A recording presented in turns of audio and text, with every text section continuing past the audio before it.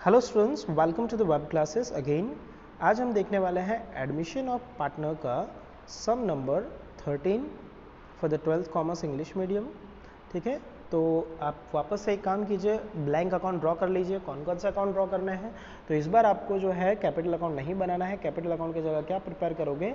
Current account. ठीक है, एक रिवैल्यूएशन अकाउंट बनाओगे, पार्टनर्स करंट अकाउंट बनाओगे, ABC पार्टनर होंगे, कैश अकाउंट बनाओगे और बैलेंस शीट बनाओगे ब्लैंक फॉर्मेशन में। ठीक है, पॉज कर दो वीडियो और बना लो। बनाने के बाद में मेरे साथ में रीड करो ये सम। तो ये सम जो है हम रीड करते हैं, आइए दोनों मिल करके। सो A and B are the partners in a firm sharing profit and loss in the ratio of 4:1. तो P&L sharing ratio इनका है 4:1. The balance sheet of their firm as on 31st/3/2017 was as under. So capital account है, current account है, workman accident compensation fund है जो कि distribute होता है अगर कोई क्लेम ना हो तो, क्रेडिटर है, बिल्स पेएबल है। चलो डायरेक्टली चलते हैं एडजस्टमेंट की तरफ और करते हैं टिक मार्क्स। ठीक है, they admitted C as a new partner on the above date on the following condition. They decided to keep their new P&L ratio is 3:1:1. So 3:1:1 जो है इससे हमको क्या फाइंड करना है? इससे हमें फाइंड करना है सेक्रीफाइस रेशियो। क्या फाइंड करोगे?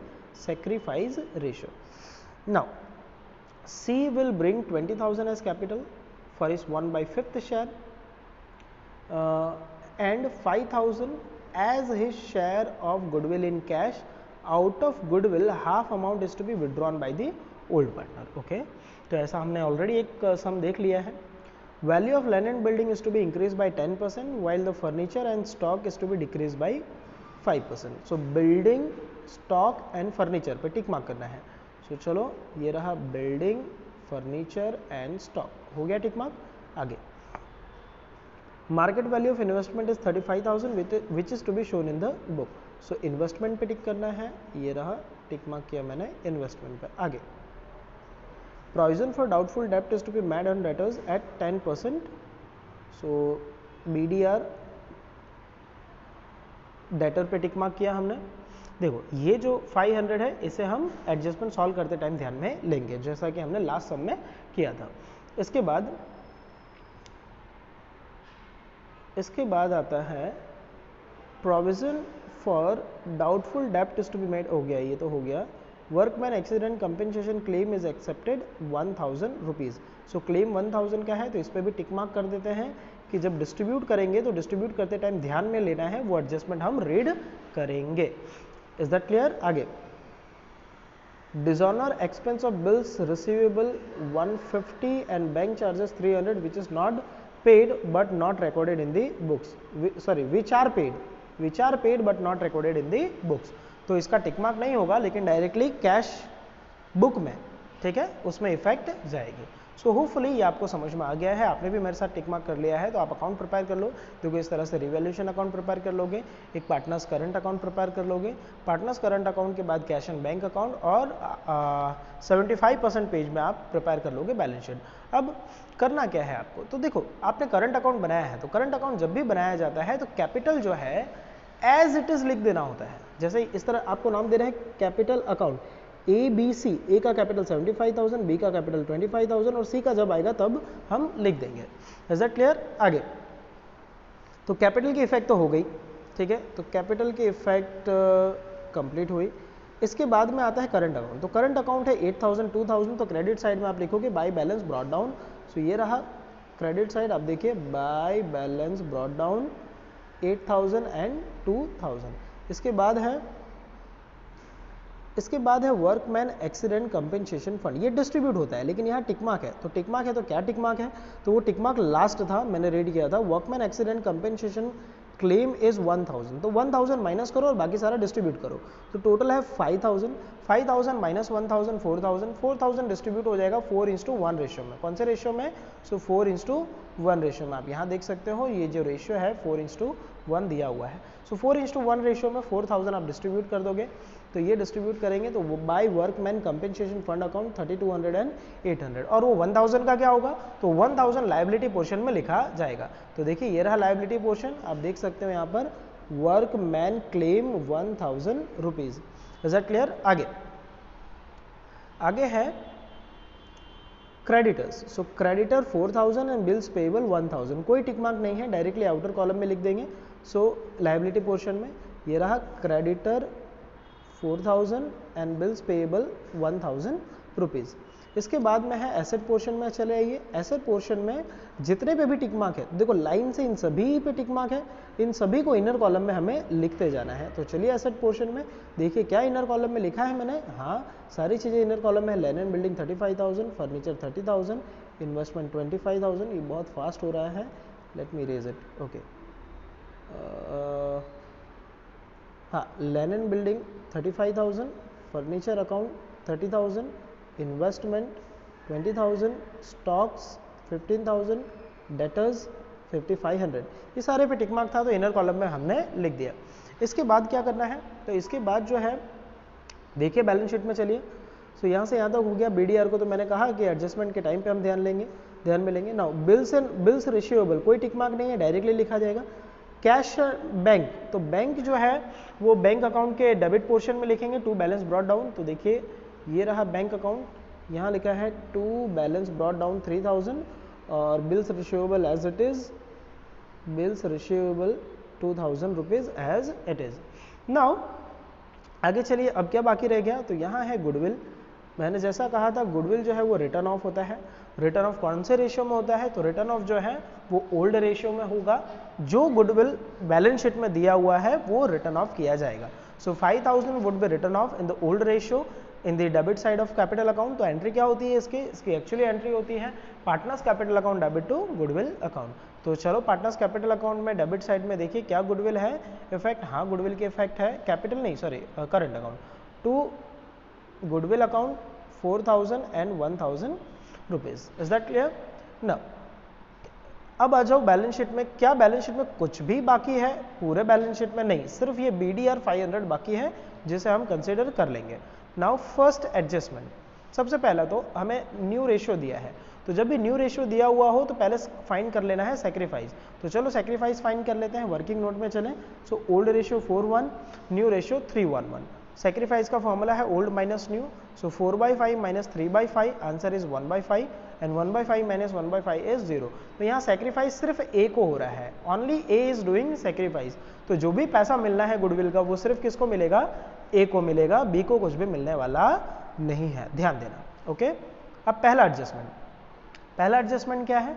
सो C will bring 20,000 as capital. C will bring 20,000 as capital. So cash account के डेबिट में आएगा, क्या आएगा? तो C's capital account, to C's capital account, let me change the colour, yes, to C's capital account 20,000 rupees. और capital account के credit में, जो कि हमने कैपिटल अकाउंट बनाया नहीं है, तो कैपिटल अकाउंट नहीं बनाया है तो उसे बैलेंस शीट में लिख दिया जाएगा डायरेक्टली। तो बैलेंस शीट में आप देखो कैपिटल में ये सीज कैपिटल अकाउंट 20,000 और इनका टोटल हो गया 1,20,000। Is that clear? आगे वही एडजस्टमेंट अभी अधूरा ही रीड किया हमने। 20,000 for 1/5 share of profit and 5,000 as share of goodwill in cash. ठीक है, तो जो कैश पैसा लाया जाता है ना, वो प्रीमियम फॉर गुडविल, तो कैश अकाउंट के डेबिट में जाइए और यहाँ देखिए to premium for goodwill account 5,000 लिखा हुआ है। हाँ, लिखा हुआ है। ये पैसा किसे मिलेगा? तो सेक्रीफाइस करने वाले को। तो किसने सेक्रीफाइस किया है? तो यहाँ पर सिर्फ एक ही व्यक्ति है, ए, उसने सेक्रीफाइस किया है टोटल। ठीक है, इसने कोई सेक्रीफाइस नहीं किया, तो पूरे के पूरे 5,000 जो है वो इसको दिए जाएंगे। तो पूरे के पूरे 5,000 इसे दे दो। सो एक के करंट अकाउंट में क्रेडिट साइड में जाकर के देखो क्या 5,000 है? हाँ, by premium for goodwill account 5,000 rupees. आगे वही एडजस्टमेंट अभी भी बाकी है, आगे रीड करना। Out of half amount is withdrawn by old partners. So half amount, 5,000 का हाफ अमाउंट होता है 2,500। तो ये जो 5,000 है इसका हाफ अमाउंट ये रहा 2,500, ए ने किया विड्रॉ। तो विड्रॉ करेगा तो एंट्री होगी टू कैश अकाउंट और कैश अकाउंट के क्रेडिट में इफेक्ट आएगी बाय एज कैपिटल अकाउंट। तो यहाँ देखिए by as current account, sorry current account 2,500। इसके बाद में है अगला adjustment, value of land and building is to be increase by 10%। So land and building, चलो लैंड एंड बिल्डिंग में ये रहा land and building, yes, increase 10% means 3,500। So increase 3,500 amount 35,000 plus 38,500। सो 3500 का हमें प्रॉफिट हुआ, तो प्रॉफिट आएगा रिवैल्यूएशन के क्रेडिट में। चेक करो रिवैल्यूएशन के क्रेडिट में, yes by land and building account 3500 लिखा हुआ है। इसके बाद चलते हैं उसी एडजस्टमेंट में आगे के पोर्शन को रीड करते हैं हम। आगे के पोर्शन को अगर रीड करें तो आगे क्या लिखा हुआ है, value of land and building is to be increase by 10% done, while value of furniture and stock is decreased by 5%। So furniture और स्टॉक दोनों ही डिक्रीज करने हैं, तो चलो फर्नीचर और स्टॉक के पास एसेट साइड में, तो फर्नीचर हमने डिक्रीज किया कितना 1500, 28,500 आउट, और स्टॉक हमने डिक्रीज किया 5% 750, ये हुआ आउट। अब ये दोनों ही हमारे लॉस है, देखो ये 1500 का लॉस है और स्टॉक में माइनस किया 750, ये लॉस है। तो लॉस आएगा डेबिट साइड में रिवैल्यूएशन अकाउंट के, तो रिवैल्यूएशन अकाउंट ये रहा। अब देखिए to furniture account 1500, to stock account 750। इसके बाद है market value of investment is 35,000 which is to be shown in the book. So investment पे चलो, इन्वेस्टमेंट हमारे कितने दिए हुए थे, तो इन्वेस्टमेंट जो है हमारा दिया हुआ है 25,000। ओके, यहाँ देखिए ये रहा 25,000 है ना, तो इन्वेस्टमेंट 25,000 दिया है, मार्केट वैल्यू 35,000, तो increase, so plus increase 10,000 amount 35,000, 10,000 increase हुआ है तो हमारा प्रॉफिट है, प्रॉफिट आएगा रिवैल्यूएशन के क्रेडिट में। सो रिवैल्यूएशन के क्रेडिट में हम जाकर के लिखें बाय इन्वेस्टमेंट अकाउंट 10,000 रुपीज़। ठीक है, इसके बाद अगला एडजस्टमेंट, प्रोविजन फॉर डाउटफुल डेप्ट is to be made 10% on the debtors. So 10% on the debtors will made a provision for doubtful डेप्ट। सो देखिए डेटर्स कितने दिए हुए हैं, so debtors are given of rupees चलिए या 5500 के डेटर्स हैं। 5500 के डेटर्स में से 10% माइनस करोगे मतलब 550 हुआ, तो 550 माइनस किया तो बचता है 4950। अब चेक करो ओल्ड BDR कितना था बैलेंस शीट में, तो ओल्ड BDR था बैलेंस शीट में 500 रुपीज़। ठीक है, ओल्ड BDR 500, नया BDR है 550, तो 50 रुपीज़ इंक्रीज किए तो 50 रुपये का ज़्यादा नुकसान हो रहा है। तो रिवैल्यूएशन के डेबिट में देखो 50 रुपये की एंट्री होगी to BDR account 50 rupees. Then workman accident compensation claim already done, dishonour expense of bills receivable 150 and bank charges 300 which is paid but not recorded in the books. So pay कर दिए हैं, expense है तो revaluation के debit में आएगा। तो revaluation account के डेबिट में देखिए dishonour expense 150 and bank charges 300 rupees पे कर दिए, मतलब बैंक अकाउंट से गए तो बैंक के क्रेडिट साइड में इफेक्ट आएगी इसकी। सो बैंक के क्रेडिट साइड में आप देख सकते हो by dishonour expense 150 by bank charges 300 rupees. ठीक है, अब चलो कोई एडजस्टमेंट बाकी रह गया है क्या, नहीं कोई एडजस्टमेंट बाकी नहीं है, कोई एडजस्टमेंट बाकी नहीं है। तो अब हम रिवैल्यूएशन अकाउंट को क्लोज करेंगे, तो रिवैल्यूएशन अकाउंट क्लोज करते हैं। तो अब इस साइड का टोटल ज़्यादा है, इस साइड का टोटल आता है 13,500। इस 13,500 में से आप इतनी वैल्यू माइनस करोगे, माइनस करने के बाद बचता है 10,750। ये 10,750 ओल्ड रेशियो जो कि है 4:1 में डिस्ट्रीब्यूट होगा, तो A will get 8,600 and B will get 21,150। So इसकी क्रॉस इफेक्ट आएगी करंट अकाउंट के क्रेडिट साइड में। अब देखिए करंट अकाउंट के क्रेडिट साइड में बाय रिवैल्यूएशन अकाउंट, ठीक है, इसके इफेक्ट दे दी और करंट अकाउंट को आप क्लोज करोगे। सो जैसे हम कैपिटल अकाउंट को क्लोज करते हैं या बाकी अकाउंट को क्लोज करते हैं वैसा ही क्लोज करेंगे। यहाँ क्रेडिट साइड का टोटल ज़्यादा है तो हमने इस साइड लिखा, फिर क्रेडिट साइड के टोटल में से हमने ये वैल्यू माइनस की, तो माइनस करने पर हमारा जो बैलेंस आता है वो है 18,300 एंड 39,50। सो ये दोनों वैल्यू जो है हम लिखेंगे बैलेंस शीट के लायबिलिटी पोर्शन में। सो बैलेंस शीट के लायबिलिटी पोर्शन में आ जाइए, ये रहा बैलेंस शीट।